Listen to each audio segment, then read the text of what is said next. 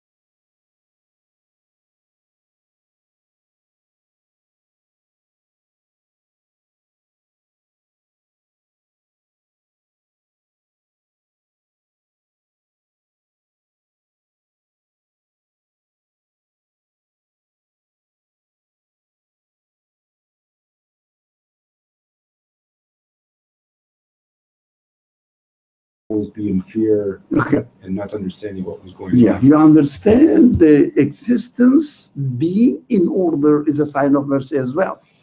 Excellent. Let's, I'm not going to spend all time this.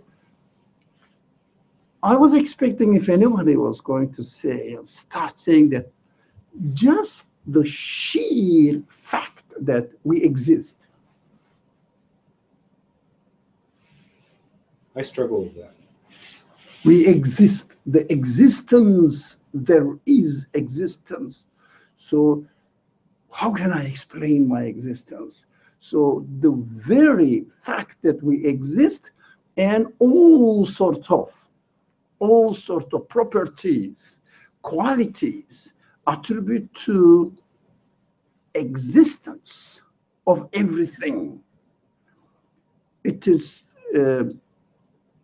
the mercy, because mainly the Quran mentions that we created everything, of course, not literally, with mercy. The creation, the act of creation itself is mercy, not because God is, from God's perspective, from my own perspective, I cannot even imagine not being created, not existing. I am here. That is the, for me, this is my option. I'm not disqualifying any other,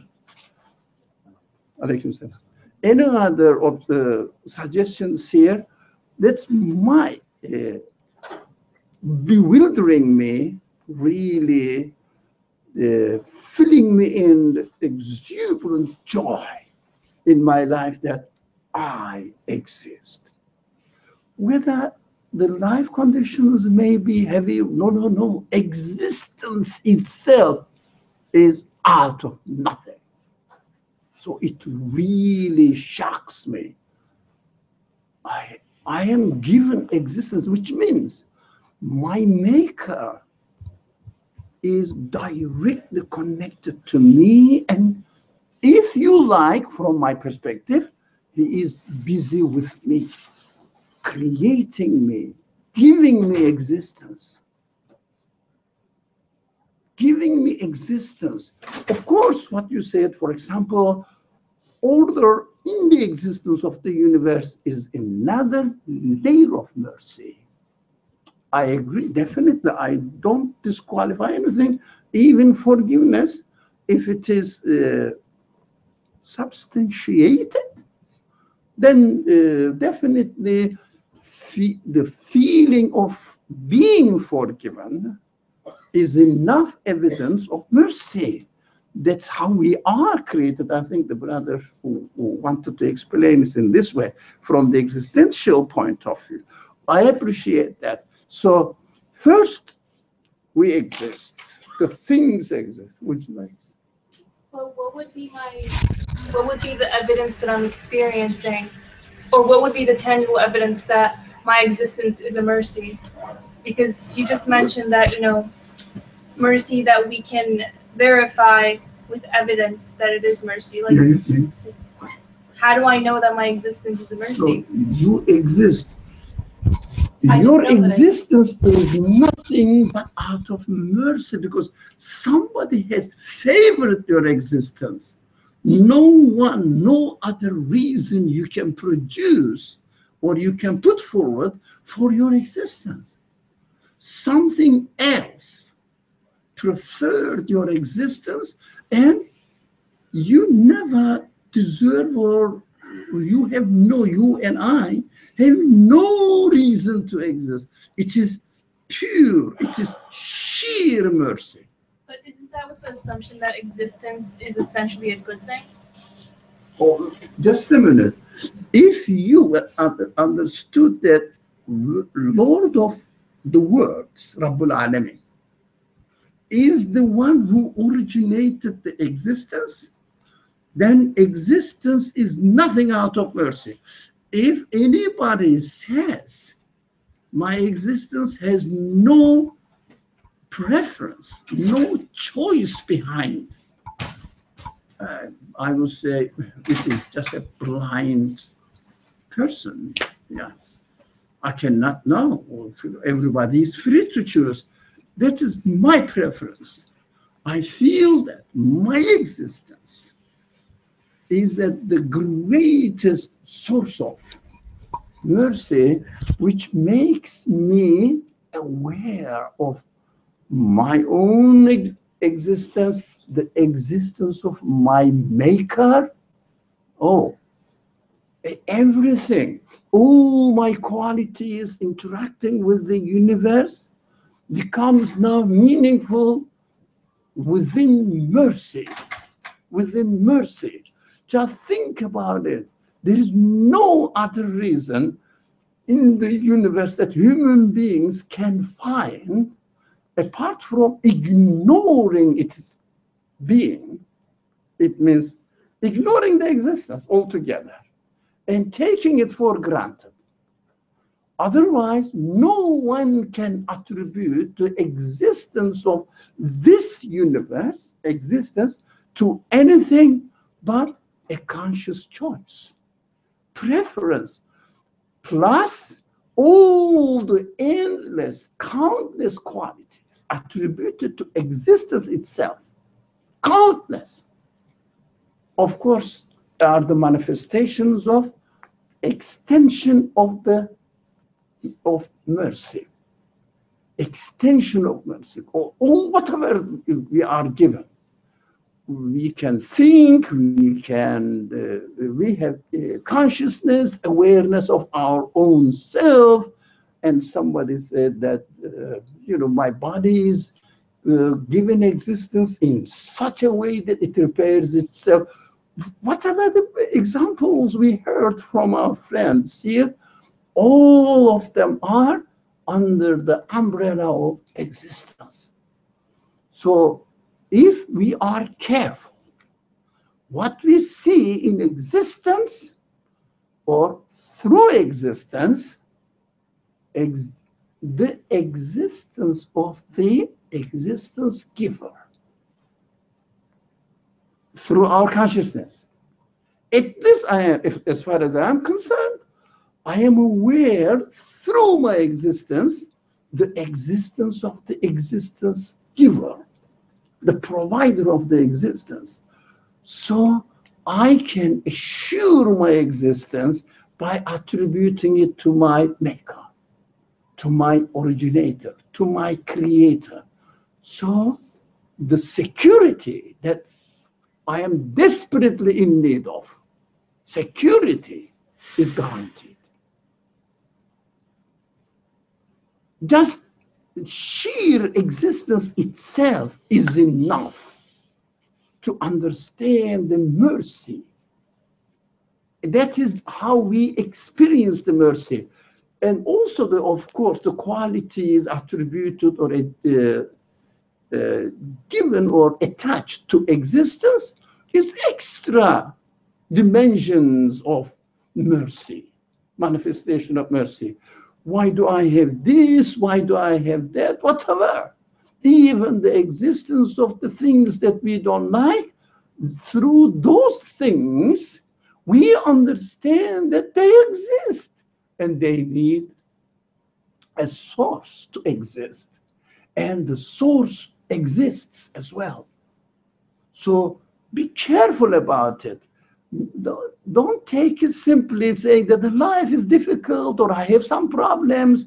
I didn't want to come to this world. These are difficulties that we produce. We take side. But sheer existence, please think about it. Sheer existence. Sheer existence.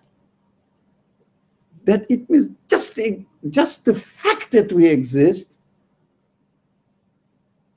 My creator, whoever gave me existence, manifests himself through my existence.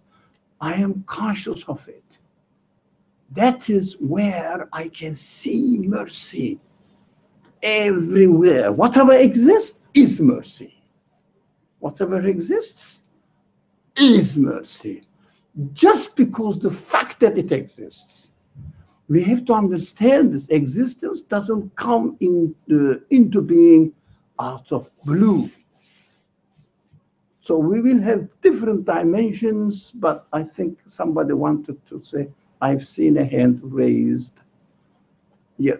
So, well, I think that this whole, okay, you're saying existence itself, but I think the existence with all of the conditions attached to its existence is important, and not just sheer existence, because it's like God created us. Okay, we exist, and we exist within an order that is favorable. So that is a mercy. If I existed on Pluto, that wouldn't be a mercy, but that's not even a factor. That's not even, a comparison that exists. But then at the same time, I think with existence, since there is no contrast to existence, like there's no non-existence, then I feel like it's in a different category than everything else. Like, that's why it is the most basic. When you see any qualities in the existence, for example, order. Yeah. For example, let's say the body is functioning in a way that it cures itself. The existence of these qualities must attract our attention first. Maybe, for example, my feelings, the existence of feelings, whether I have good feeling, whether I have bad feeling, these are secondary matters. The very fact that senses, feelings exists, it's amazing. We have to think about it. That is the point we usually miss. And then we start talking about the qualities. If existence did not exist, I wouldn't be able to talk about the qualities attributed or given to the things. but they came as a package, though. But existence point must have the priority. Yes, package. But whatever you say, for example, the best example, or one of the examples, order in existence. Yes. Consciousness in human existence, as far as we know. Yes, but before talking about the value of consciousness, or how valuable it is, we omit one fundamental reality, because we are not trained there. We are not taught there. Whatever it is, the fundamental reality is that consciousness, order exists. How come? How come?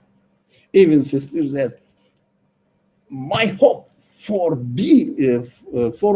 forgiveness, that I'm going to be forgiven, that exists. Then you can justify this way, in another way, interpret that. But we always miss existence. I keep emphasizing on it. I keep emphasizing on it that never miss the point that existence has always the priority. For example, you don't like illness. I don't like illness either. Okay, I want to be healthy. Whatever. And before making a judgment about my health, that but I don't feel in a way that I don't like it.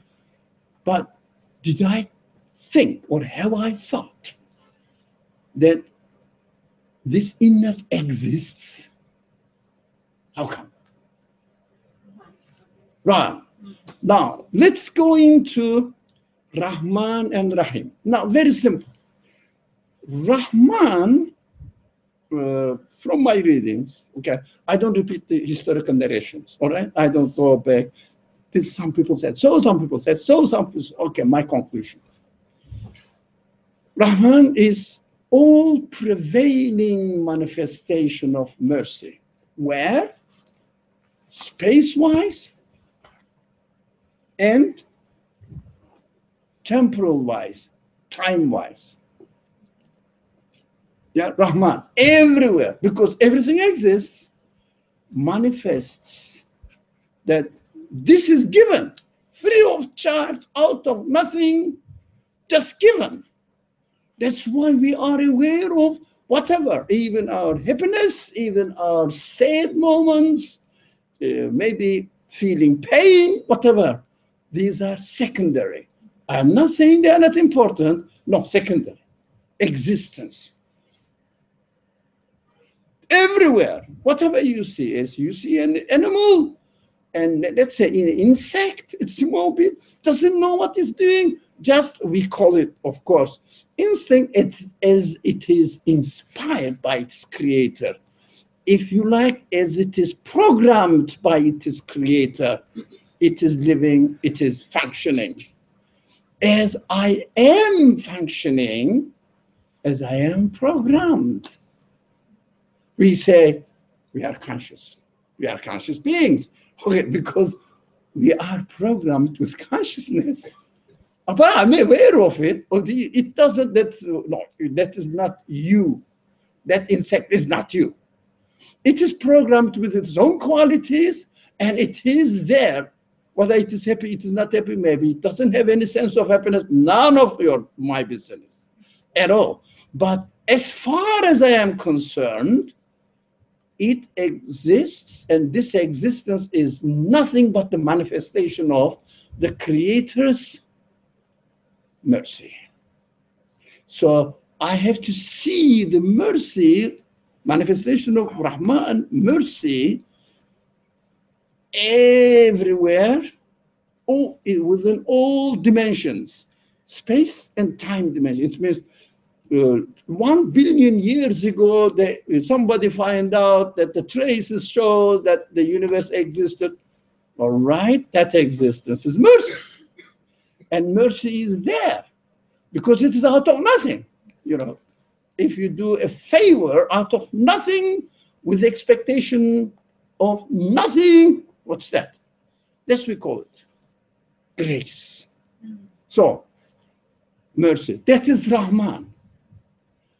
Of course, again, including the meaning of mercy, again, merciful, gracious, what is this man said, gracious. Okay, merciful, grace, whatever it is. Why there are two different ways of saying mercy? One must emphasize on one side, another one must emphasize on another side. It shouldn't be a repetition for nothing. And we also know that God, the creator, because by definition, Quran says, I am the word of the creator. We say, okay, if you are the word of the creator, you wouldn't repeat yourself. So it must be. What do you think Rahim, because Rahman encompasses everything. Okay? Of course, the classical, simple, very simple, common people's understanding, whether you believe, whether you deny the creator, whether you are an hypocrite, atheist, whatever, air is given to you free, water is given to you free. If you sow the seed and cultivate the land, your land created in a way that produces the substance for you.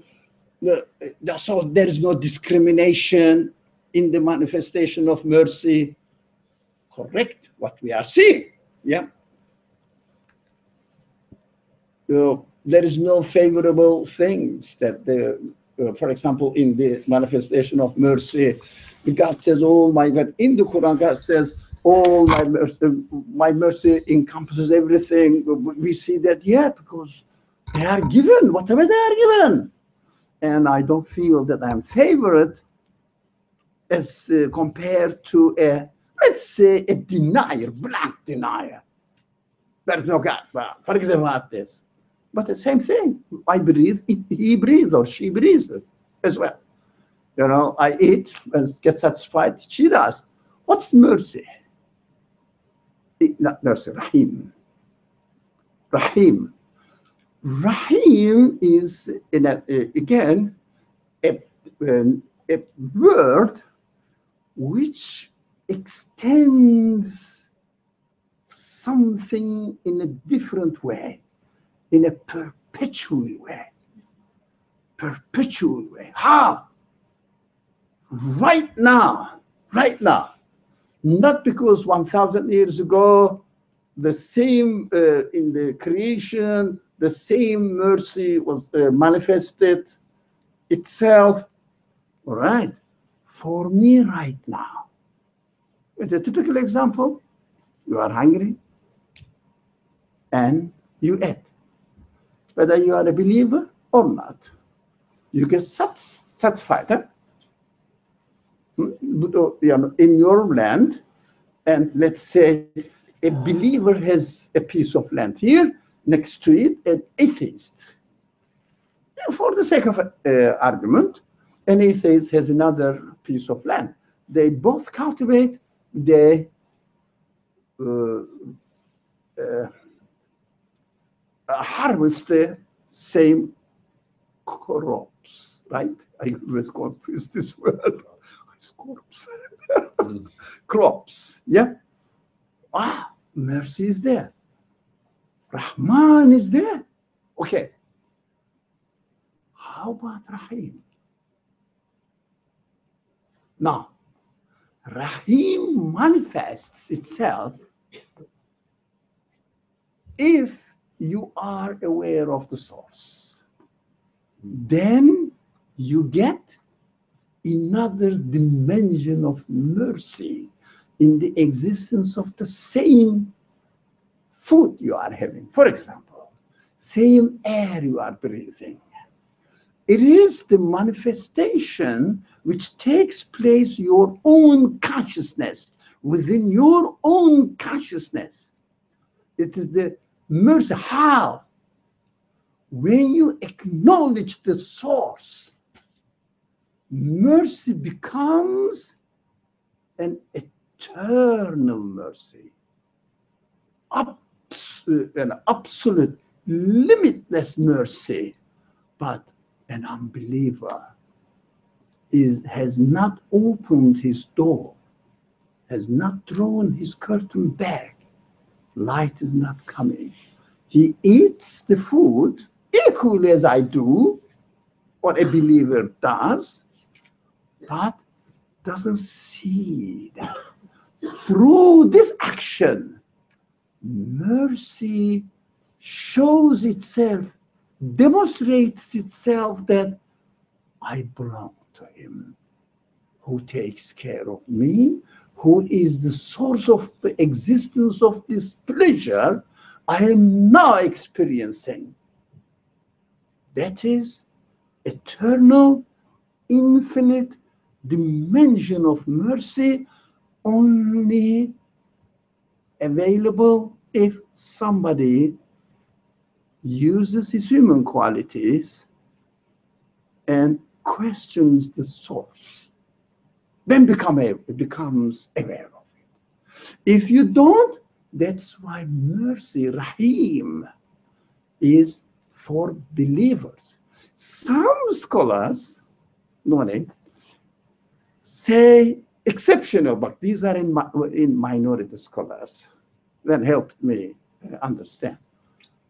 Rahim, form of mercy. I'm not disputing about the English translation, which is best for Rahman, which is best for Rahman. I'm not the translator, I'm not interested in. Rahim, form of mercy, will manifest for the believers. They say, mostly, with one exception, in the hereafter. Fair enough. Why? Because we understand in this class, and we emphasize that hereafter starts from now. We emphasize on it. How many times? If the hereafter starts after you die, too late. doesn't it exist after you die? Yes, but you have to experience now. You have to experience it now. You have to understand your existence right now. Your taste that you are getting from the food, for example, for anything, but typical example is the food, is given to you by only a source that is responsible for the existence of this pleasure. It means the existence giver of the pleasure that you are experiencing. Or if you are ill, existence of the giver of the pain is from the absolute source. Nothing from this universe at all. Nothing in this universe can create, can give existence, bring it into existence, even one cancer cell. Existence of the cancer cell needs an absolute creator. I'll come to you. Absolute creator who is the Lord of the universe, creator of everything which exists that I am experiencing. So when you realize that the cancer cells, I'm giving the bad example. Good example, it makes everybody feel good. But what is argued generally? Cancer cell. Which kind of God? No, existence of cancer cell gives me or brings me the news that an absolute being. Absolute being means not of the nature of this universe. We discussed this maybe 100 times. Not of the nature of this universe. Absolute being exists. I am conscious of it. Wow. Then Rahim comes to help me to understand. Don't worry about your being, because it is from the absolute source. And he has given you the existence. He's not going to leave you alone. Why should he? Because he is the existence giver of everything. I cannot see anything which is not from him, because of him, exists. Nothing. So your turn. So are you saying that in order to understand that there is a creator, you have to also understand that the creator is merciful and that these are reciprocal? You can't have one without the other? I am saying that when you concentrate, study, think about the existence of anything in this world, this existence itself witnesses the existence of its existence giver. So if we understand existence itself is a message bearer to me about the existence giver who is not of the nature of this universe, it means I can only describe this existence giver with one word: absolute. Yeah? Absolute. So he's absolute. I am aware of the absolute existence giver. If you say, my existence, through my existence, I am aware of my absolute giver, is not mercy. And but not you, a person. And this person deserves no infinite mercy. He will fill his stomach, if you like, Ar-Rahman side of mercy will treat everybody, or not will treat, treats everyone, universe-wise, space-wise, time-wise, in the universe. We see nothing but existence here. They are given. Somebody may say, I don't like it. He is not, to me, he has no base to see that I have an absolute owner in my existence, in my being.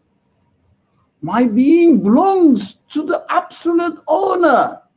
This human consciousness should get the fullest satisfaction, security in his being.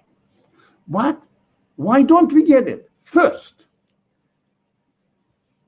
we are not used to thinking in matters related to religion. We keep complaining about, I don't know, human rights in Islam or that kind of superficial matters. You can make your own right, man. Who cares?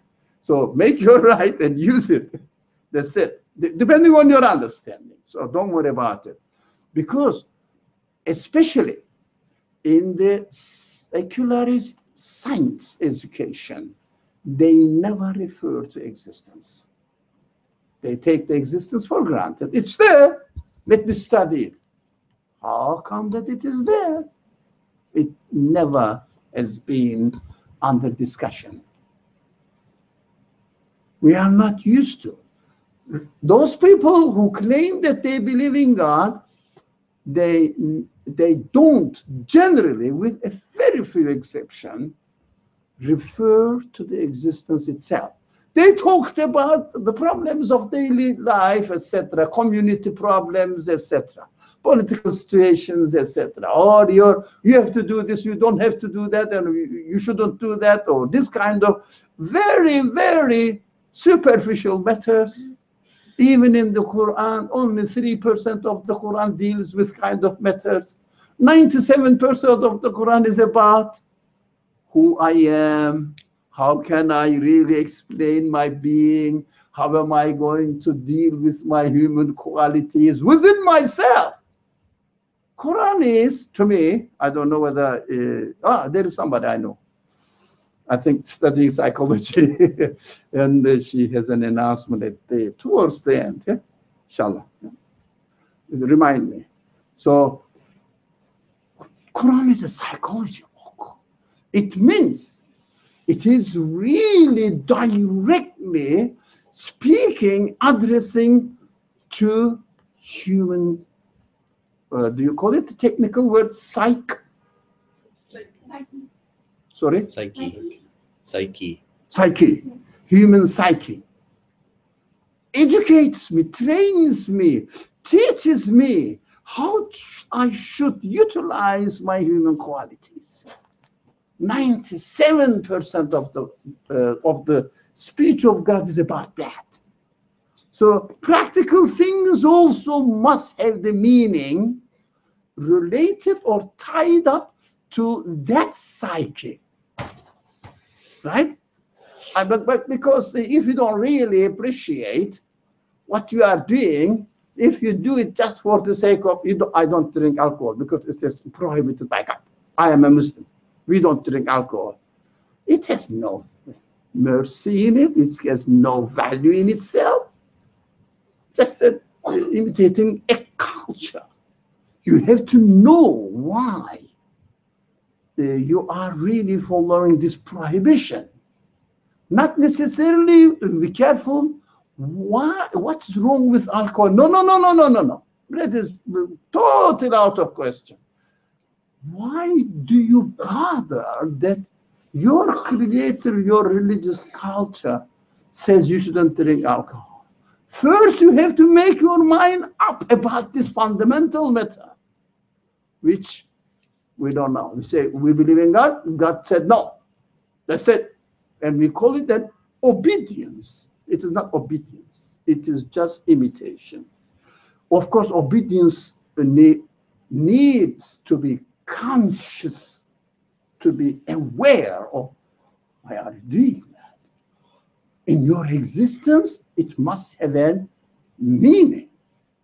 Of course, these are not our subjects. Of course, I should stop there.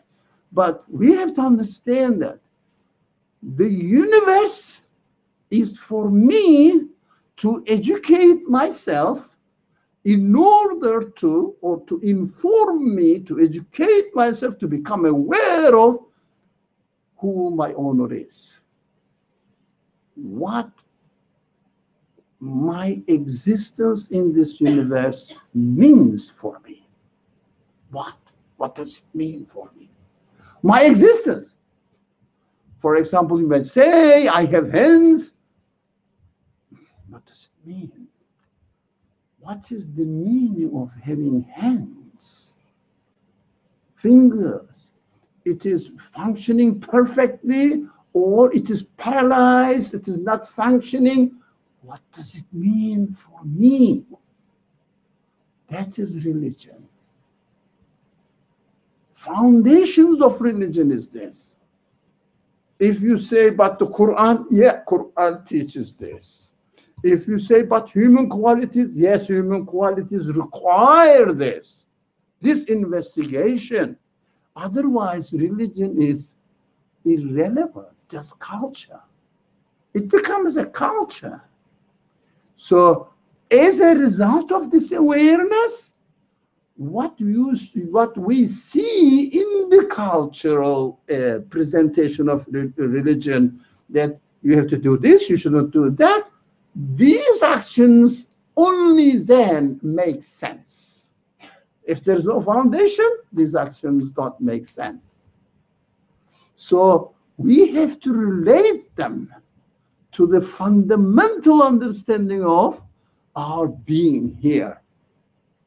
So see, for example, my creator. If I believe in a religion, religion means believing in a sacred and a transcendental being. So how do I get this idea? So in secular education, deliberately in this education, in this type of education, deliberately existence is skipped. You are not taught about it.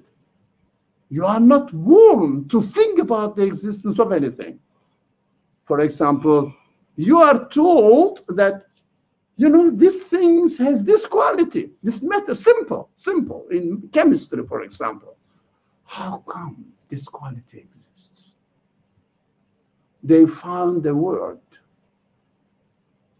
Natural. You have to question. You have to question, what does natural mean? How come that exists? What's nature?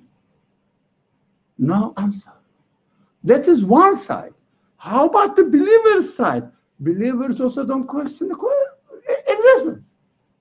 They talk about anything after existence. So that is why we don't see this eternal dimension of the manifestation of mercy in our life, even we are in pain. Because the existence of pain is the sign of the eternity, absoluteness of its creator. It belongs to it, you belong to it. Wonderful. So it attaches your being to eternity. It attaches your being to absolute. So you feel secure in your, not life. I'm not saying life, it doesn't exclude though your existence in every situation. Secure your existence. What do you want? I want this. This one thing, this desire exists because of the eternal one, absolute one. And this existence of the desire, whatever it is, belongs to him, points to him, points to its existence. You, as soon as you attach the desire to its source of existence, you connect yourself to Rahim, dimension of mercy. That is amazing. Everywhere the Quran says, that's why you understand. I believe in the Quran, one of the main reasons this, everything is nothing but mercy. As a human being, I can see, if you like, of course, it is a misnomer, I know, but the most appropriate philosophy of explaining the existence, convincing explanation, to me, for me, comes from the Quran. Most appropriate comes from the Quran. I understand, for example, threatening verses says, don't do this, don't believe in this way, don't interpret the existence in that way, in another way, whatever. And you will be thrown into a blazing fire and you cannot stand. Very frightening description, all right? Nothing wrong. That's my feeling. That's my feeling. I don't want it. Yeah. And God says, you don't want it, do you? Yeah. So if you choose this way, you will find within this condition. Don't choose it then. Denying the Creator turns your whole world into complete meaninglessness, hopelessness, complete. Because no security in your existence. Because your being is meaningless. Even you are the richest man in the world, the healthiest man in the world, doesn't matter. Your being is meaningless. What are you going to do with the meaningless temporary happiness? There is no Rahim. There is no eternal mercy, which whispers itself to you while you are here. Through the existence of everything, if you just simply, very basic, question the source of existence of anything. Very simple. It's not complicated. Unfortunately, why we don't utilize it? Too much. Okay. Shall we go one step ahead? Maliki Yawmiddin. The owner of the Day of Judgment. You heard this, eh? Day of Judgment. Right? Let's change the subject a little bit. Who didn't hear the Day of Judgment? Did you hear the Day of Judgment? What do you understand from it? Let's have another completely contradictory understanding of Day of Judgment. What's your understanding? That the Day of Judgment exists. Sorry? That the Day of Judgment exists. No. Very good. Because it has a source. So you have to question, if Day of Judgment, what do you mean by Day of Judgment, so that I will question whether this sense of Day of Judgment exists or not. What do you mean by Day of Judgment? What comes to your mind? Like where the day where we're going to answer for all our sins. The day where? In the future? In the future. Here and now. Yeah. Here and now. In the future, we don't deny the future.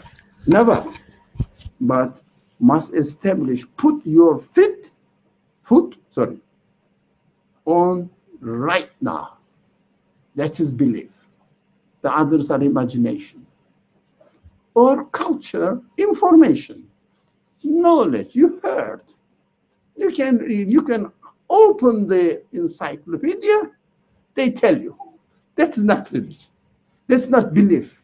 That is information. Belief is your security, your confirmation right now. Right? So that is why your question is valid. If day of judgment meant one day will come, we will be taken into account. That you ask that, does it really exist? Oh, it's a very legitimate question. But does day of judgment mean this? Judgment? Do you judge about anything? Not about people. You are a bad person, you are a good person, whatever. Not in that sense. Do you make any predicament about any matter? Now, your shirt is red. Yes? Oh, you have a nice pair of trousers. You look very happy. Yeah? Am I making a judgment about anything? Yeah? Oh, this room looks nice and large and, comfortable. It's warm here. This is not very practical, really. For example, making judgment. We said long ago, we said in the Quranic language, and also in our daily life, day means any moment. Any moment. If you think of the life of a man, it is a day in the existence of this person. 80 years, for example, 60 years, whatever. Now, people want to increase it, especially like my age. People say, 60 is quite young. Yeah. All right. Now, let's say 80 years is a day. The existence of the universe is a day. And for example, there are some very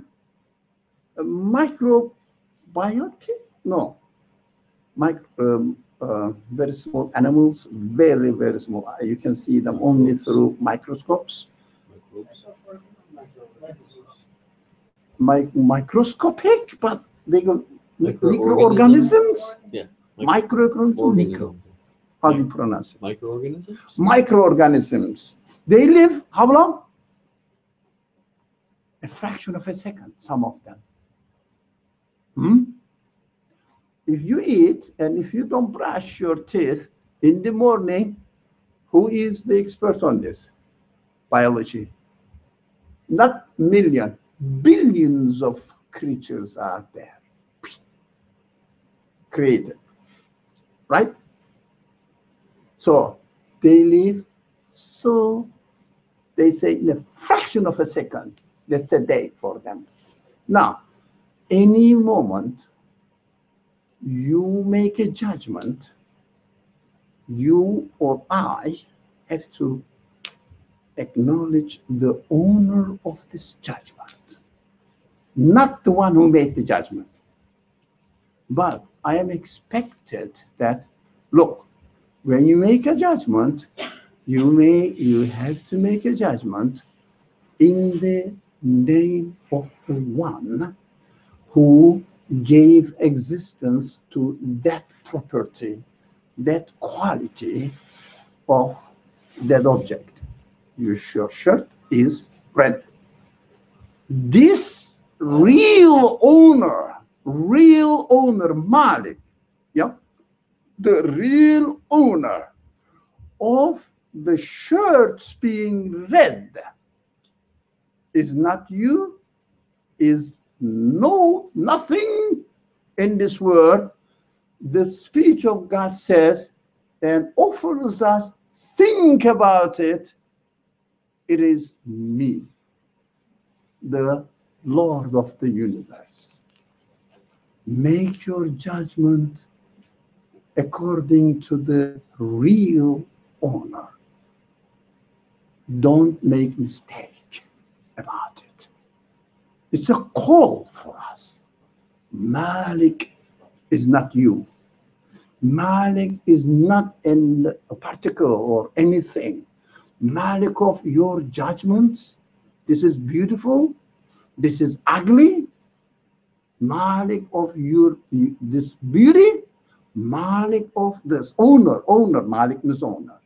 Owner of this ugliness is not you. It is the Lord of the universe, the one who created, not you. Be aware of it.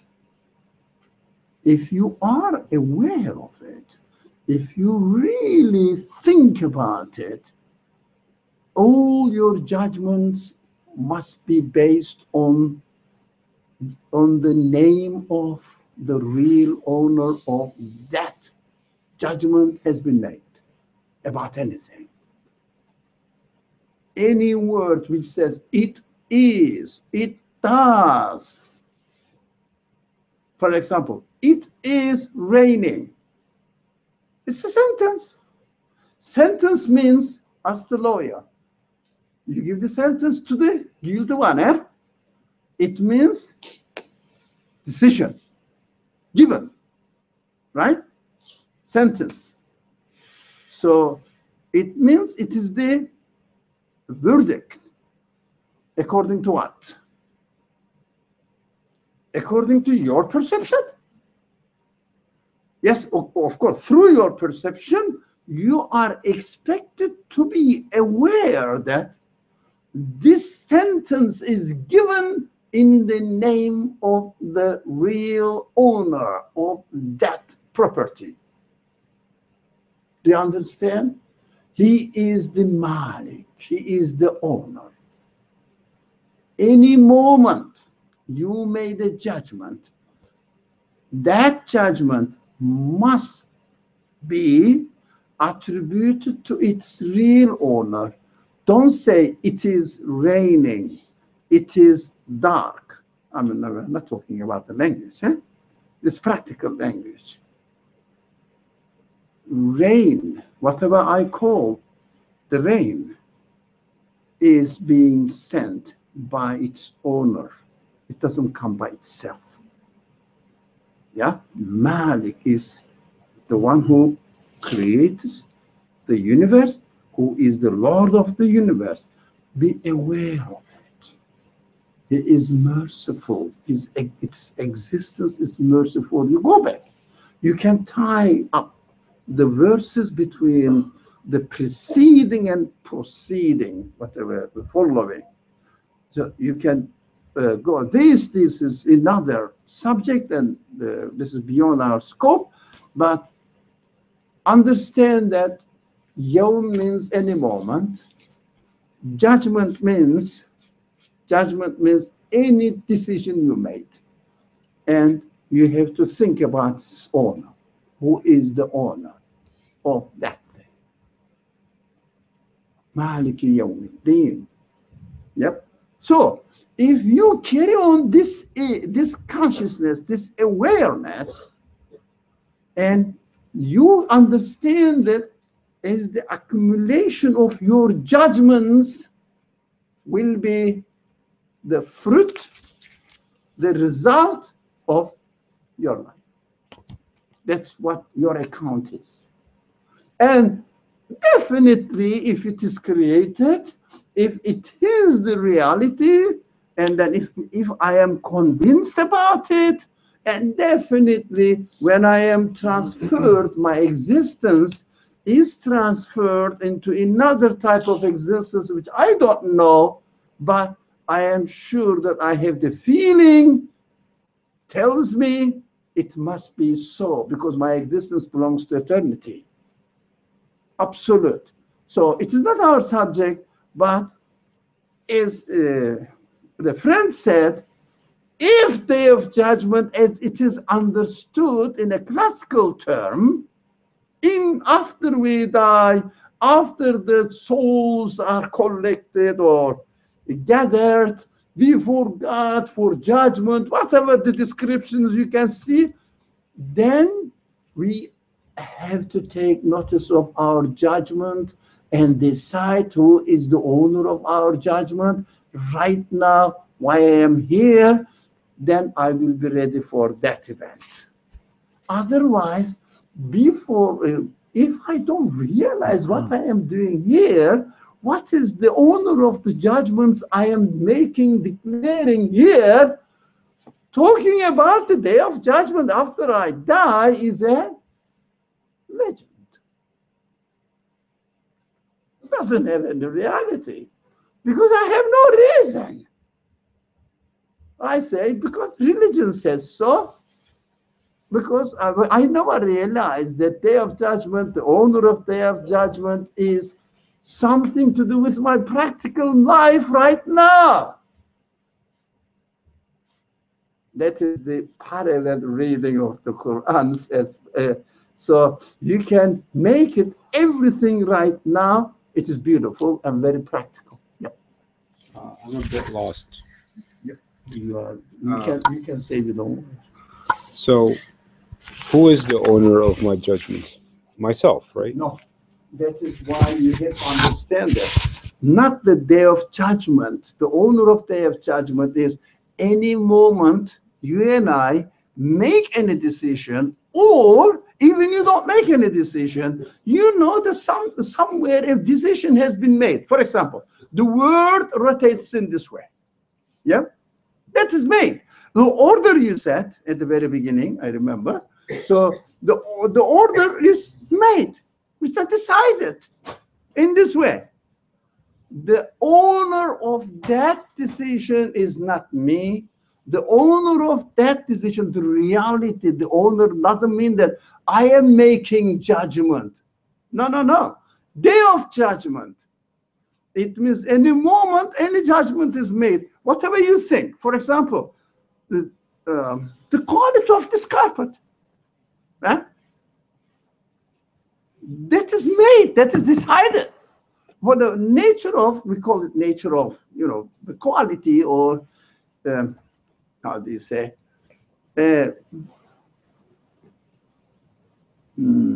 disposition of the air. Disposition of the air is decided to be like that. Air, we call it air. Liquid or any solid matter, whatever. All their decisions. Owner of this decision belongs to him.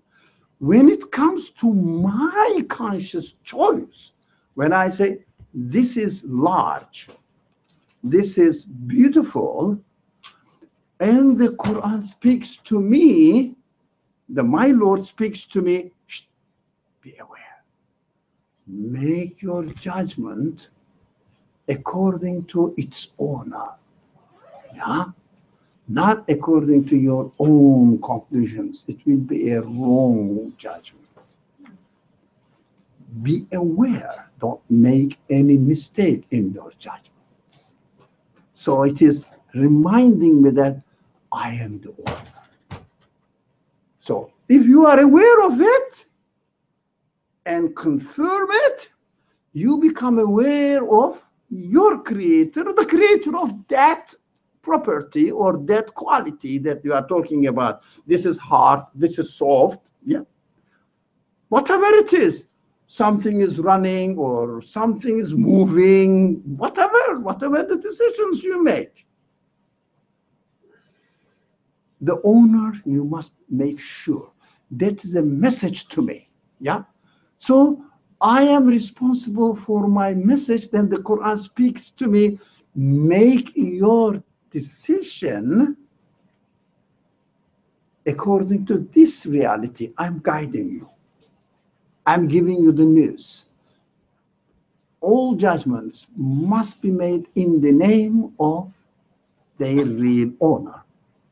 So Don't confuse with the language that, you made the wrong judgment, you made the wrong judgment, you are the owner of your judgment. No. We are not talking about that. Quran is not talking about this.